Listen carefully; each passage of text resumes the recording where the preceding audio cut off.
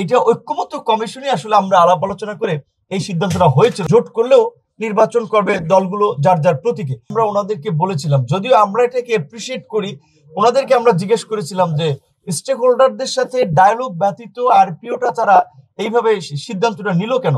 তো তারা আবার আমাদেরকে মানে ওই রিকল করিয়েছে আমাদের মেমোরি থেকে যে এইটা ঐক্যমত্য কমিশনই আসলে আমরা আলাপ আলোচনা করে এই সিদ্ধান্তটা হয়েছিল যে নির্বাচনে জোট হলেও আপনার নিবন্ধিত দল সমূহ যার যার দলের মার্কায় নির্বাচন করবে। ধরেন আমরা 5টা দল মিলে একটা জোট করলাম, সেক্ষেত্রে একটা আসনে একজনের প্রার্থী থাকবে আর বাকি 4 জন তার পক্ষে কাজ করবে, বা বাকি 4টি দলের সমর্থকরা ওই যেই দলের প্রার্থী ওখানে ইলেকশন করবে তার পক্ষে কাজ করবে, তার নির্বাচনী প্রচারণা করবে। এইটি হচ্ছে জোটের প্র্যাকটিসটা আমরা করতে চাই। এক্সট্রিম মশার কয়েল প্ল্যান্ট ফাইবার দিয়ে তৈরি, ডেঙ্গু চিকুনগুনিয়া বাহি সহ যে কোনো মশার বিরুদ্ধে দেয় এক্সট্রিম সুরক্ষা। এবং আমরা এটাকে ইতিবাচকভাবে দেখি, যেটা আমরা আগেও বলেছি যে আপনার জোট করলেও নির্বাচন করবে দলগুলো যার যার প্রতীকে।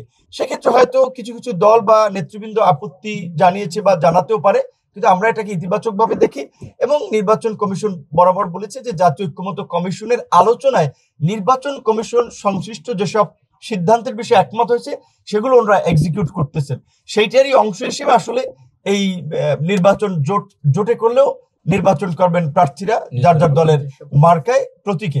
এই বিষয়ে ওনারা সিদ্ধান্তটা নিয়েছে।